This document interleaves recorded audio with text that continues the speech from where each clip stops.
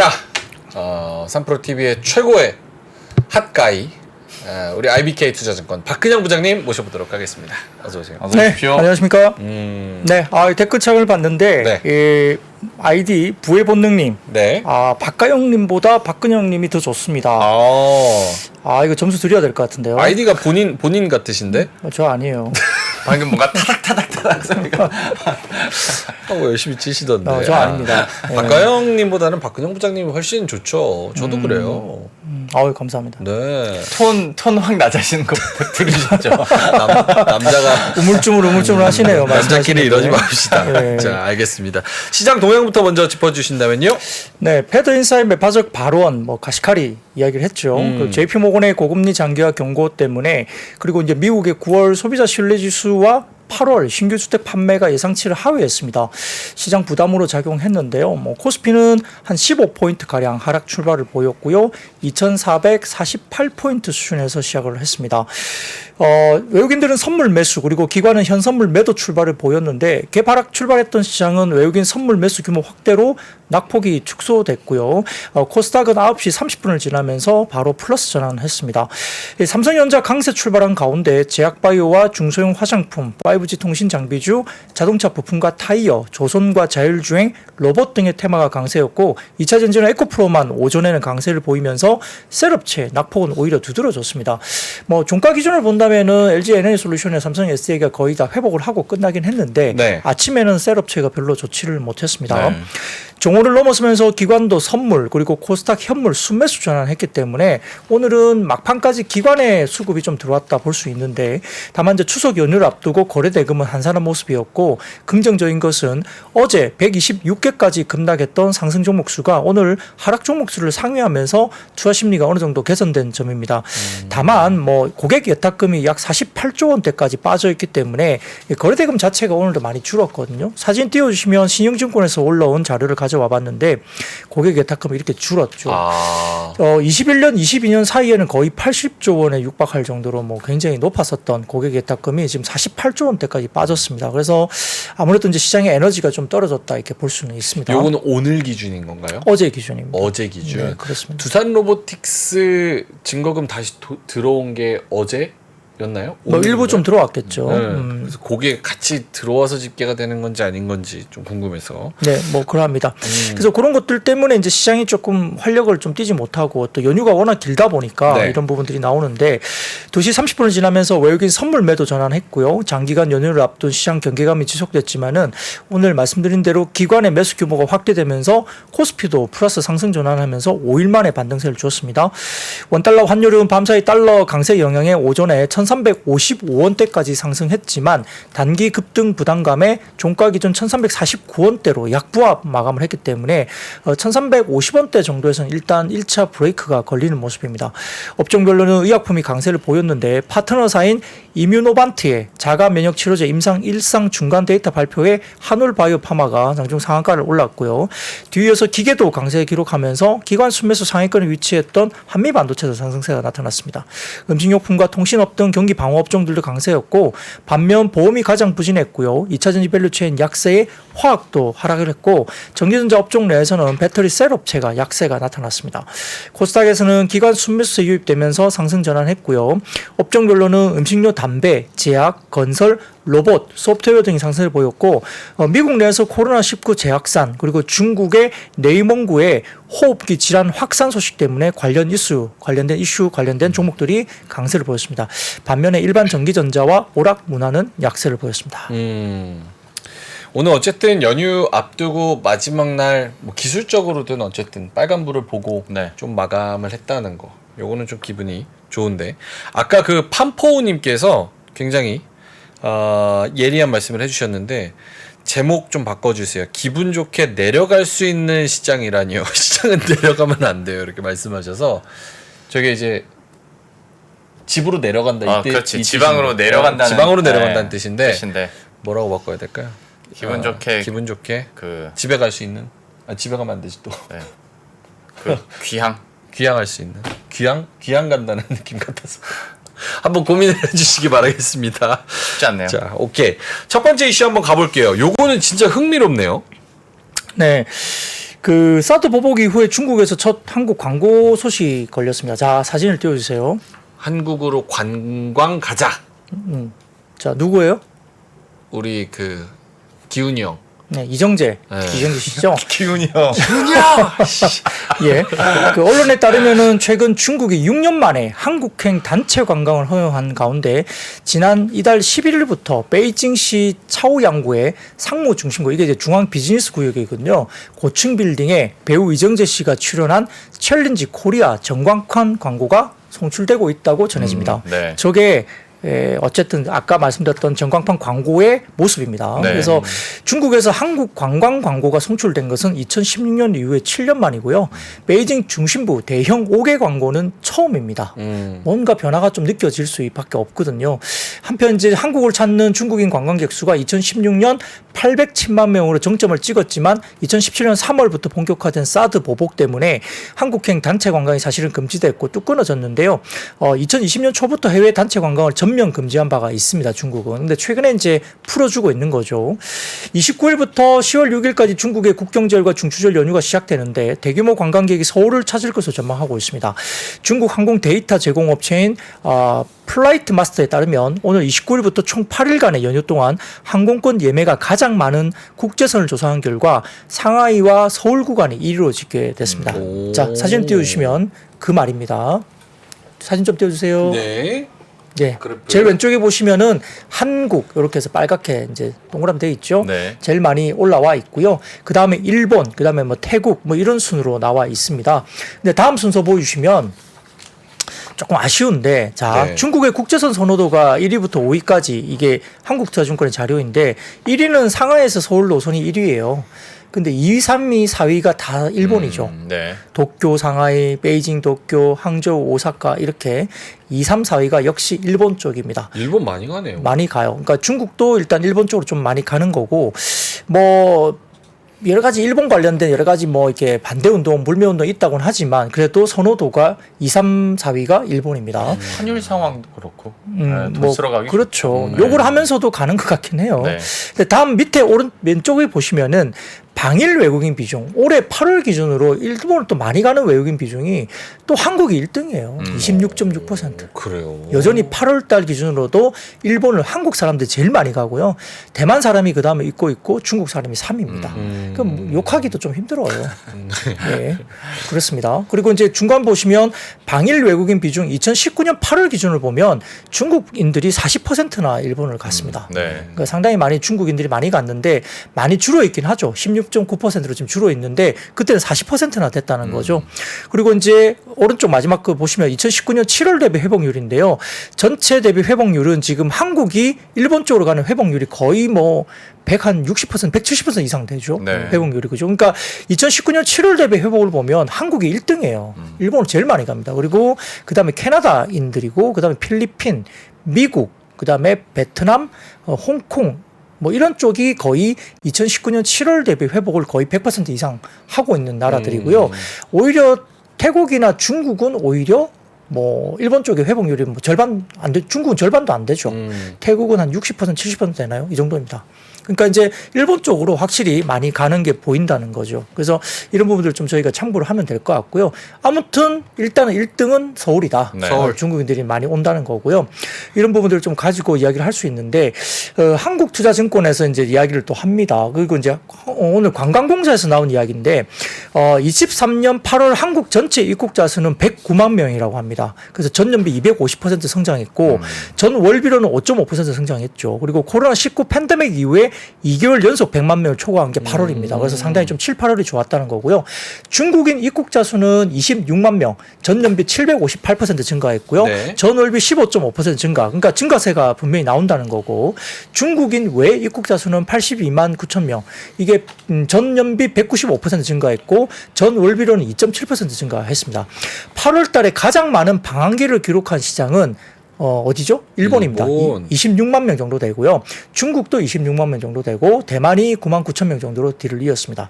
8월 한국 전체 입국자 수는 2019년 동월 대비 69% 회복한 수준인데 그 가운데 일본, 중국, 대만 순으로 회복이 됐습니다. 네. 일본인들이 한국도 많이 들어옵니다. 일본인들이 한국 들어오는 게 80% 회복했고요. 중국인들은 지금 45% 회복이 됐고 대만인들은 한국 들어오는 게 90% 회복 정도 됩니다. 그래서 일본도 사실은 한국으로 또 많이 온다는 거예요. 그래서 뭐 서로 주고받고 하고 있는데 그래도 회복률을 보면 일본이 훨씬 더 한국인들이 많이 가고 있는 거죠.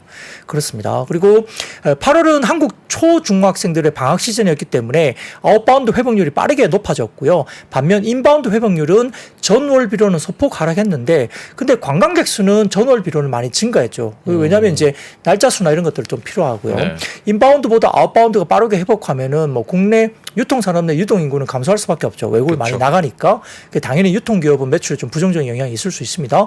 그래서 이제 8월 뭐 산통부 자료에서 확인할 가능하듯이 유통 채널의 매출은 전반적으로 8월은 좀 부진해서 가능성이 높습니다. 그러면 이제 유통사들은 조금 실적이 3분기가 조금 보수적으로 봐야 되겠죠. 그래서 9월달, 10월달 황금 연휴가 있기 때문에 좀 지켜봐야 되겠지만은 중국인 관광객 증가 등 추세를 고려했을 때는 회복률 차이가 좀 좁아질 가능성이 있다고 봅니다. 자, 사진을 그다음 띄워주시면 네. 한국투자증권의 자료인데요. 이게 이제 2019년 동월 대비 아웃바운드와 인바운드 회복률인데 약간 짙은 파란색이 아웃바운드 회복률입니다. 그래서 8월 기준 아웃바운드 회복률은 86.2% 그리고 인바운드 외국인들이 한국 들어오는 회복률은 68.7%로 이제 해외에 나가는 회복률이 더 빠릅니다. 그리고 그 다음 사진 보시면 네. 그 2019년 동월 대비 아웃바운드 회복률에서 인바운드 회복률을 뺀 거예요. 뺀 거 보시면은 2022년 작년 10월 이후 그때 한참 일본 많이 나갈 때죠. 그 확실히 이제 아웃바운드 회복률에서 인바운드 회복률을 뺀 추이인데 네. 위쪽으로 많이 치솟았던 게 그때입니다. 그때 일본으로 많이 나왔고 한국은 많이 안 들어왔던 시기죠. 그리고 지금도 아웃바운드 쪽이 좀 더 이제 많다. 인바운드보다는 이렇게 나가는 사람이 더 많다라는 네, 쪽. 뭐 그런 거죠. 근데 이제 아무튼 중국에 대한 지표가 이제 빠르게 올라오고 있다는 점이 이제 좀 중요하고 그런 부분들이 결국은 하반기 이후에는 좀 급격하게 중국 인바운드가 많이 늘어날 가능성이 있다는 점에서는 이제 중국 소비 관련주들이 일단은 좀 주목을 받을 수밖에 없는 국면이다 볼 수 있겠습니다. 우리는 어디로 나간다고요? 일본? 지금은 일본을 제일 많이 나간 것 같고요. 뭐그 외에도 뭐 미주나 유럽 쪽도 꽤 지금 미주 지역은 이미 코로나 이전 때를 이미 다 회복을 했어요. 유럽도 꽤 많이 나가는 것 같고요. 오케이. 그렇습니다. 다 어디 갔다 오셨어요?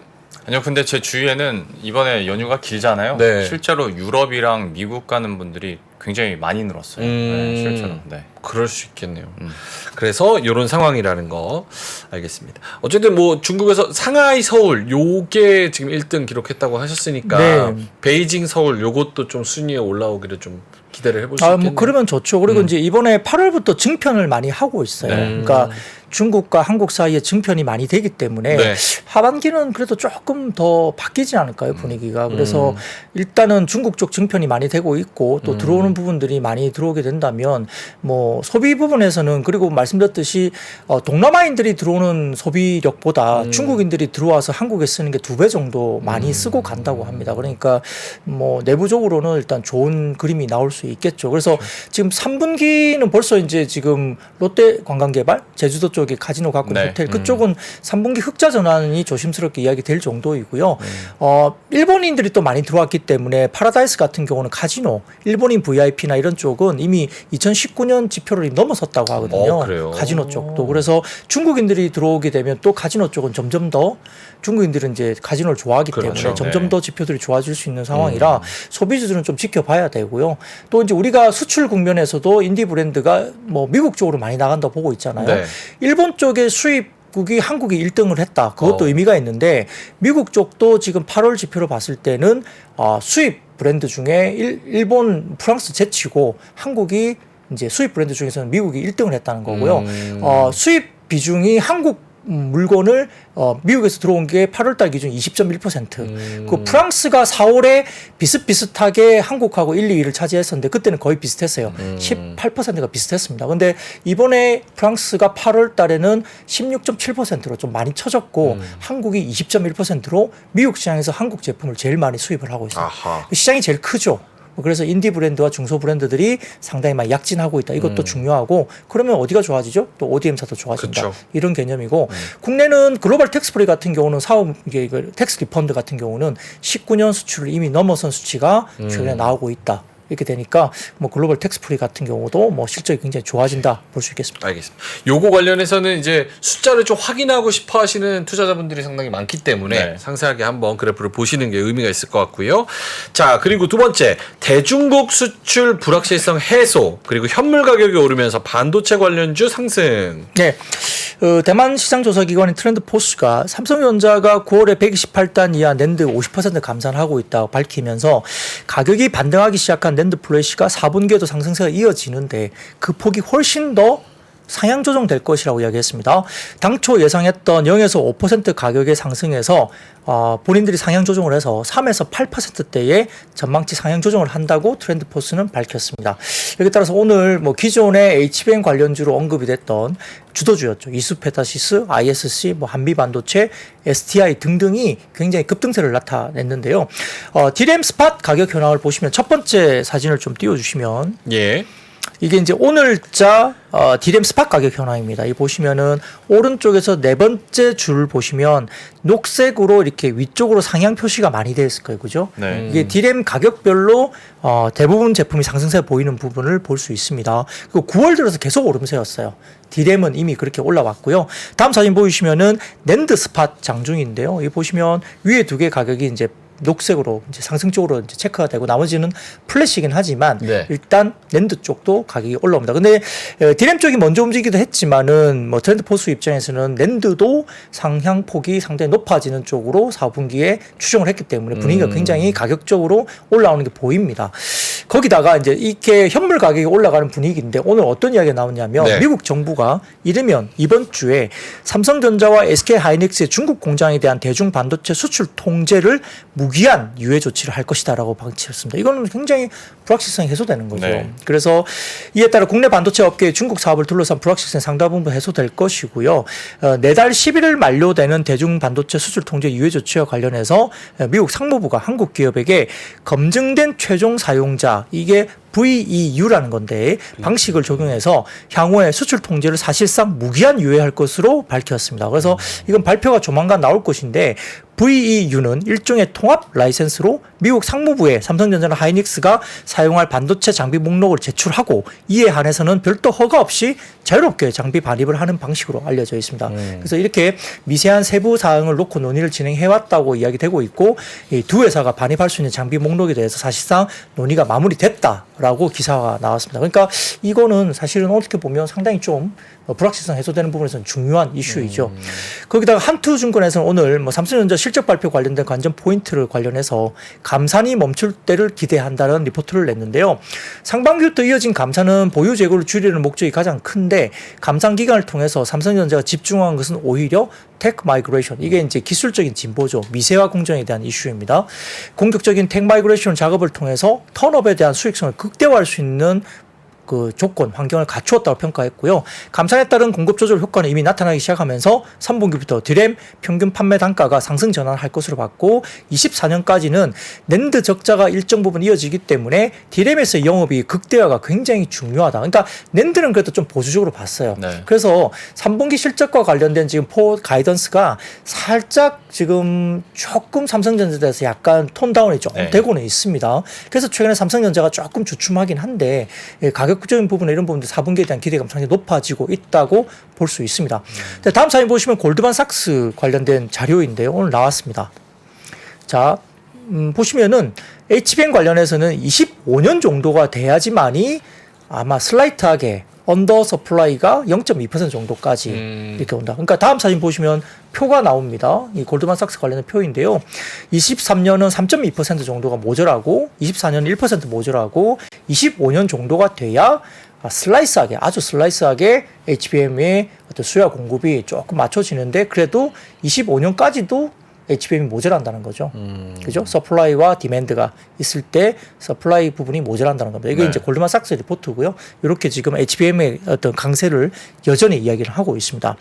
여기에다가 오늘 현대차증권이 리포트를 냈는데 재밌는 리포트예요. B100이 온다라는 거예요. B100. 우리가 이제 엔비디아 이야기하면 뭐 H100 뭐 이렇게 이야기가 A100, 나오죠. 네. 예, 뭐 이야기 나오잖아요. 근데 현대차증권에서는 엔비디아 관련해서 내년 2분기에 엔비디아의 B100이 출시된다 이겁니다. 그래서 이거는 상당히 좀 빨라진 스케줄이에요. 현대자전권의 이야기가 맞다면. 그래서 다음 사진 보여주시면 엔비디아의 B100 예상 스펙입니다. 이 보시면은 뭐 공정은 TSMC 3나노 공정이고 메모리가 어떻고 패키징이 COWS 2.5D 패키징을 할 거고 기판은 EBDN의 FPGA다 이렇게 나옵니다. 뭐 FPGA는 EBDN이 이제 독점 공급을 하고 있죠. 근데 이 부분은 수요가 많아지면 결국은 이게 어디까지 벌어지는 거냐? FPGA는 삼성전기까지 수요가 많아지면 확장될 수 있다는 이야기가 최근에 공공연하게 이야기가 나옵니다. 확장된 건 아닙니다만 다음 후보군으로는 삼성전기도 좀 후보군이 언급이 되고 있습니다. 자, B100은 H100보다 넷 다이가 29에서 16개로 축소될 정도로 칩의 크기가 거대하다는 겁니다. 다음 사진 보여주시면 네.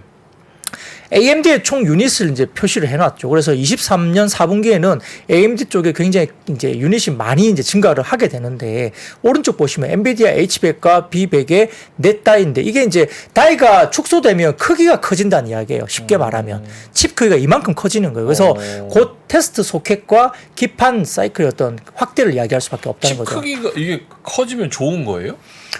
크기가 거대해지면 안 좋은 거잖아요. 소켓이나 기판 사이즈도 굉장히 확대를 할 수밖에 없는 거죠. 네. 그럼 새로운 시장이 열리는 거예요. 뭐지? 문과라서 잘 이해되면 같이 설명 좀 해주세요. 저 문과라서 조용히 있잖아요. 네. 서로 문과라고. 예. 저도 B100. 법대 출신입니다만. 그래요? 법대 출신이시죠, 맞다. 근데 이게 시간이 지금 그렇게 많이 없기 때문에 쉽게 생각하면 칩 크기가 거대해지는 거죠. 그러면 이제 넷 다이가 축소된다는 것은 칩이 커진다는 이야기고요. 그렇게 되면 테스트 소켓과 기판 사이즈 확대도 계속적으로 야기된다고 쉽게 생각하시면 돼요. 그러니까 모델이 다양화된다는 거에 좀 의미를 좀 다양화된다는 게 아니라 결국은 그렇게 되면은 이제 H100은 결국은 이제 점점 더 줄어들고 B100으로 더 늘어나겠죠. 그 이야기를 하는 거예요. 그 다음 사진 보이시면 네. H100 유닛과 B100의 유닛에 이제 어떻게 차이가 나느냐 이 부분을 이야기해 놓은 거죠. 지금 보면 이해됐다. H100 유닛이 쭉 올라가다가 B100이 이제 내년 쪽에 집중화되면 H100 쪽은 유닛이 줄어들고 이해됐어요. B100 쪽이 늘어나는 거죠. 오케이. 네, 그렇게 보면 됩니다. 그래서 뭐 물론 이제 일부 혼용이 되겠죠. H100과 B100이 혼용이 되는 시점이 있겠지만은 그게 내년 2분기 이후부터는 B100 쪽으로 이제 이게 많이 올라오고 3분기 정도부터는 B100 쪽으로 상당히 좀 집중될 거다 보는 거예요. 비백이 더 좋은 거네요. 뭐 그렇죠. 좀 더 어드밴스드한 거죠. 이제 그렇게 보시면 되고요. 오케이. 그래서 B100에는 기존의 H100 대비 HBM 탑재량이 2.4배 증가한다고 합니다. 예, 그리고 192GB가 탑재되니까 용량이 엄청나게 커지는 거예요. 그죠? 그렇기 때문에 B100은 AMD의 MI300X HBM 탑재량인 192GB 유사한 거고요. 그렇게 되니까 우리가 이제 엔비디아도 중요하지만 AMD도 중요하죠. 그래서 물량 자체가 그런데 그래서 삼성전자가 AMD에 한다고 그러잖아요. 올해 4분기부터 물량이 나가고 내년부터 본격화한다. 근데 그 물량이 엔비디아의 SK 하이닉스가 물량을 지금 대고 있는 것에 2.4배 물량을 AMD가 낸다는 거죠. 삼성전자의 모멘텀이 있다는 거예요. 그래서 AI GPU의 전체적인 HBM 탑재량이 업그레이드 되고 상향 조정된다는 게 의미가 있습니다. 그래서 이 B100의 예상보다 빠른 출시 일정은 칩 크기 확대에 따른 기판과 테스트 소켓의 수요 증가를 연결된다는 거고요. 네. 그 다음에 AI GPU 대당 HBM 탑재량이 증가 사이클이 본격적인 시작을 한다는 것을 야기한다는 겁니다. 그래서 이걸 예의할 수 있는 거죠. 그래서 내년부터 HBM3E도 탑재되기 때문에 네. 더 높은 하이엔드 HBM 시장의 성장이 본격화된다는 걸 의미한다는 거죠. 그래서 이런 이야기들이 쭉 나오면서 4분기부터 AMD의 MI300X 출시가 본격화되고 내년에 B100이 엔비디아 쪽에서 등장하게 되면은 결국 2.5D 패키징 캐파 그리고 HBM 캐파 부족은 한 단계 더 심화될 가능성이 높다는 거죠. 그러면 어떻게 돼요? 장비나 뭐 패키징 관련된 쪽은 수요가 확실히 나올 수밖에 없는 구조로 간다는 겁니다. 그래서 현재 시점에서도 TSMC가 다른 캐펙스는 다 줄이더라도 COWS 캐펙스는 더 앞당기고 있는 상황이죠. 우리가 COWS는 침이 마르게 이야기 드렸어요. 네. 칩 온, 웨이퍼 온, 서브스트레이트 네. 이야기 드렸잖아요. 그래서 이걸 계속적으로 앞당기고 있고 아까 말씀드렸던 COW는 내재화하고 있고 그죠? WOS는 외주를 준다는 거죠. 후공정도 외주를 준다는 거죠. 그런 이야기를 좀 우리가 스타디를 하실 필요가 있겠고 네. 결국 실제로 후공정 패키징 단가를 더 높이는 움직임도 현재 파악이 된다. 그러니까 이제 WOS가 후공정으로 많이 나갈 수밖에 없기 때문에 네. 단가가 높아진다 보시면 될 것 같습니다. 이거 B100은 옛날에 AI 다룬 영화에서도 한번 나왔었어요. B100. 어떤 영화요? I will be back. 자, 시간 없어요. 한미 반도체. 그다음에 이제 리서치. 오늘 좀 재밌는 이야기인데요. 네. 자, 다음 사진 띄워주시면 이게 BB 리서치에서 이렇게 뭐 표를 만들어 갖고 오. 제시를 한 것을 제가 가져와 봤는데요. 이 주식 평단가입니다. 한미 반도체 대표이사가 지금 주식을 사고 있는데 오늘도 2만 주를 샀어요. 그래서 지금 대략적으로 평단가가 51,776원 정도가 됩니다. 그리고 물량은 125억을 샀어요. 예, 그래서 샀는데 오늘 이제 비로소 한미 네. 반도체 주가가 올라와가지고 오늘 종가가 52,700원이거든요. 지난주에 마이너스 7% 정도 됐을 거예요. 이제는 이제 수익권으로 들어왔어요. 근데 이분이 뭐 단타하려고 산 건 아니겠죠? 아, 그쵸? 당연하죠. 네. 부회장이고 대표이사인데. 야, 대단한 분이네. 네, 지금 그래서- 얼마 산 거예요, 총 그럼? 125억을 샀습니다. 125억. 네, 그리고 수량은 지금 표시에서 나왔죠. 보시면 합계가 242,300주 샀죠. 진짜 꾸준히 사세요. 야, 그래서 이거는 진짜 어떻게 결론이 날지 정말 궁금해요. 향후에 몇 개월 뒤에 어떻게 한미 반도체 주가가 될지는 정말 궁금한데 오늘도 2만 주를 샀거든요. 그러니까 진짜 근데 이제 이게 그 곽동신 대표이사가 이제 지금 자금은 여유가 굉장히 많다고 보여요. 다른 본인이 가지고 있는 다른 그 주식을 팔고 있거든요. 네. 그걸 팔아서 사기 때문에 여유는 엄청나게 지금 돈은 많이 있다고 좀 알려져 있습니다. 그래서 어디까지 살지 좀 지켜볼 필요가 있는데 네. 정말 재밌습니다. 뭐 그렇기도 하고요. 한 네. 가지 더 말씀드릴게요. 최근에 이제 아이폰 15 프로 발열 문제가 있었잖아요. 발열 문제. 그게 그래서 TSMC의 3나노의 수율 문제가 있다라고 추정을 했는데 그렇죠. 고명치 대만 애널리스트가 그건 아닌 것 같다 이야기를 했어요. 오. 그래서 이제 그건 아니고 그 열 시스템 설계 변경, 그러니까 열 방출 영역 감소와 티타늄 프레임 사용 등에 대한 설계 변경 때문에 발열이 난다. 그래서 좀 TSMC의 3나노 공정에 문제가 있다고 하면 사실 삼성전자 파운드리 쪽은 굉장히 호재거든요. 네. 근데 사실 그건 아닌 것 같다 이야기를 한 것 같고요. 아쉽네요. 소프트웨어 업데이트를 통해서 발열 문제를 해결할 것으로 본다고 보는데 다음 사진 보시면 네. 고명치가 그렇게 이야기했다는 게 이제 공식적으로 이제 기사화됐습니다. 이렇게 뭐 한눈에 보이시는 영어가 나오죠. 이건 그냥 딱 한눈에 보시면 알 것 같고요. 근데 좀 아쉽긴 하지만 그런데 우리가 삼성전자 갤럭시 S 시리즈도 한 2년 전인가 발열 문제 때문에 좀 문제가 있었잖아요. 그래서 기능을 낮추는 뭐 그런 설정을 한다 그것 때문에 좀 말들이 많았는데 그쵸. 이번에 아이폰도 좀 그런 분위기로 가는 것 같다 그때 이야기가 있습니다. 삼성 훅 갔죠, 그때. 뭐 그렇습니다. 네, 그래서 조금 이슈돼서. 예, 아이폰 이슈도 좀 있다는 거 오버랩 될 수 있는 거고요. 근데 이제 오늘 이제 이렇게 반도체 관련된 종목들이 다 좋았는데 일정 부분 좋았는데 희한하게도 오늘 관련해서 유진테크하고 테스가 급락했습니다. 급락했습니다. 그 네. 이유에 대해서 궁금하실 것 같아서 다음 사진 보여주세요. 시티그룹에서 유진테크와 테스의 투자 의견을 하향 조정했습니다. 유진테크는 팔아라. 그리고 테스는 중립 의견 이렇게 됐습니다. 와. 이 영향으로 오늘 유진테크와 테스는 상당히 급락세를 나타냈다. 이렇게 간단하게 말씀드리겠습니다. CT에서 내놓은 거. CT가 삼성전자 13만 원 부른 애들이죠. 뭐 여러 가지 뭐 걔네들은 걔네들의 뭐 포지션을 가지고 리포트를 내기도 하기 때문에 뭐 의도적인 리포트일 수도 있지만 아무튼 그 영향을 좀 오늘 받지 않았을까. 왜냐하면 너무 눈에 띄게 급락했거든요. 유진테크와 테스가. 알겠습니다. 자, 반도체 관련해서 짚어주셨고요. 마지막 뉴스, 양호한 3분기 실적 예상과 미국 파업, 반사수의 기대감에 자동차 부품 상승. 네, 첫 번째 사진을 좀 띄워주시면 이게 콕스 오토모티브라는 쪽입니다. 이 분석 자료를 냈는데 영어로 아주 제가 뭐 가져와 봤는데 이렇게 돼 있더라고. 원문에 이렇게 돼 있더라고요. 그래서 이렇게 왔는데 이게 이제 뭐냐면은 미국의 신차 판매량이 전년비 9월 달에 13%나 증가했다. 신차 판매가. 그리고 올해 연간 전망 기준도 기존에 1,500만 대 판매량에서 1,530만 대에서 1,540만 대로 상향 조정하겠다는 겁니다. 그러니까 미국 쪽에 신차 수요가 아주 탄탄하다는 이야기를 하고 있는 거예요. 네. 그 자동차 판매가 괜찮다는 이야기죠. 네. 그래서 이렇게 콕스 오토모티브가 신차 대출 금리 상승이나 미국의 UAW 파업에도 불구하고 9월 판매량을 128만 대로 전망했습니다. 그러니까 전월 대비 감소는 영업일이 하루 적기 때문인데 전년비로는 13.3% 증가했다는 거죠. 그래서 지금 올해 계절 조정 환산에서 판매 대수가 1,550만 대 육박할 것으로 예상했기 때문에 수요가 상당히 좋다는 겁니다. 그래서 아까 말씀드렸던 높은 이자율, 금리 때문이죠. 그리고 경제성 문제, 그다음에 지속적인 인플레이션 등 부정적인 영향에도 불구하고 펜트업 수요가 긍정적인 영향을 여전히 미치고 있다 분석을 했고요.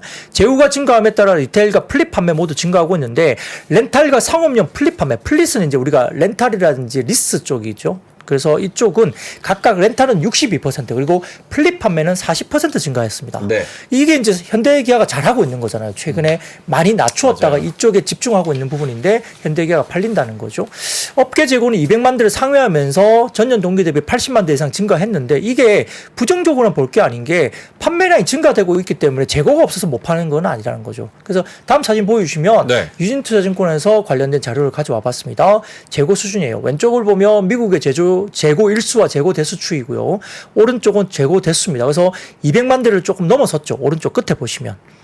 그죠? 네. 지난달에는 조금 줄어드는 모습을 보였다가 그 다음에 8월 이제 파업을 앞두고 일시적인 재고 판매 재고가 일시적으로 상승세를 조금 나타내겠습니다. 그래서 이거 보시면 미국 쪽의 재고 일수가 꽤 많이 올라와 있잖아요. 네. 꽤 많이 올라와 있죠. 근데 현대기아는 좀 다르다는 이야기를 좀 이따 드릴 거예요. 근데 거기다가 상당히 재밌어요. 지금 그 미국의 UAW의 스탠드업 파업 전략이 있는데 이게 뭐냐면 정해진 일부 공장만 파업을 단행하고 공장을 확대해 나가는 방식이 스탠드업 파업 전략이거든요. 이번에 네. 파업이. 근데 여기에도 불구하고 이번 접근법이 훨씬 더 혼란을 야기할 수 있다라고 콩스는 이야기했습니다. 그러니까 파업에 대한 장기화라든지 여러 가지 혼란 관련 그리고 부품도 마찬가지로 굉장히 힘들어진다는 이야기인데요. 재밌는 게 또 있어요. 다음 사진 보여주세요. 네. 로이터 통신에서 나온 건데요. 사진도 오늘 나왔는데 그건 안 가져와 봤습니다만 바이든 대통령이 파업 현장에 가가지고 파업 지지하고 있습니다. 네. 미국 대통령으로는 처음이라는. 뭐 어쨌든 그렇습니다. 그래서 이거는 파업 장기화 가능성이죠. 근데 뭐죠? 표를 얻고 싶으니까 블루칼라 파업 표를 위해서 가서 현장까지 가가지고 마이크 들고 지지 선언까지 하면서 네. 지금 뭔가 하고 있습니다. 그러니까 이렇게 가면 뭐 상당히 좀 혼란스럽겠죠. 그러니까 이제 빅3 같은 경우 상당히 힘들어지는 거예요. 그렇기 때문에 결국은 유진투자증권에서 최근에 이제 리포트를 내기도 했지만 국내 파업 리스크는 일단 해소됐잖아요. 현대기아가. 네. 그죠? 그리고 UAW 파업 장기화 때문에 자동차 섹터가 매수 적기인데 근데 문제는 뭐냐면 선호주는 결국은 부품사예요. 부품사. 일단 그래서 현대모비스와 위아 등의 부품 계열사인데 실적 호조도 예상되고 있고요. 3분기 실적도 좋을 거다. 그리고 내년 하반기 미국 신공장 증설에 대한 모멘텀도 있죠. 부품사들은 그걸 받습니다. 그리고 차세대 전기차 플랫폼 수주 본격화되고 있죠. 그것도 부품사 좋은 겁니다. 네. 그리고 인도 사공장도 현지 공장에 대한 부품사 좋고요. 베트남, 인도네시아 물량 증대도 모멘텀이다 이야기했습니다. 그래서 일단은 부품사들의 최선호주예요. 그리고 완성차는 이번에 파업에 UAW 파업의 반사 수혜가 확인되는 시점 정도부터 조금 움직임이 있을 거다 해서 조금 차선호도로 이야기를 했습니다. 그래서 일단은 부품주를 보자는 이야기를 네. 계속적으로 하고 있는 거고요. 근데 마지막 사진 띄워주세요. 아까 제가 미국 쪽의 재고일수나 재고 대수가 많이 높아졌다고 말씀드렸잖아요. 근데 네. 보세요. 현대차 재고 추이와 기아 재고 추이는 바닥권에서 이제 살짝 고개를 들었습니다. 그 현대기아 쪽은 제품 재고가 아직도 바닥권이에요. 너무 잘 팔려. 예, 그래서 일단은 다른 회사들보다는 재고 추이도 상당히 좀 긍정적인 환경으로 볼 수 있기 때문에 완성차가 뭐 크게 움직이진 않고 있지만 부품사들이 먼저 움직인다고 봤을 때 단기적으로는 부품사를 좀 봐야 되겠지만 글쎄요 중장기적으로도 이런 그 미국의 이번 파업이 네. 어떤 영향을 미칠지 좀 팔로우를 하시면서 눈여겨 좀 보셔야 되는 변수가 아닌가 싶습니다. 현대차는 아직도 19만 천 원이네. 와, 징하다, 징해 얘네도. 오케이, 알겠습니다. 파업과 그리고 현대차, 기아, 그리고 자동차 부품주까지 말씀을 해주셨습니다. 그 앞에 이정재 사진 있잖아요. 그거 네. 다음번에 이정재 사진은 갖고 오지 마세요. 왜요? 박근혜 부장님이 헷갈리잖아요, 얼굴이. 그런 말씀은 좀 과하신 말씀이시고. 과해요? 예, 뭐 감사합니다. 오늘 전반적으로 애드립이 예. 과하네요. 이게 어떤 의도로 말씀하신지는 제가 충분히 감사한 마음을 진짜 가지고 헷갈려서 있는데요. 예. 셀카인 줄 알았잖아요. 아니요, 그거는 좀 과한 것 같고요. 알겠습니다. 뭐 이름 띄워주시네.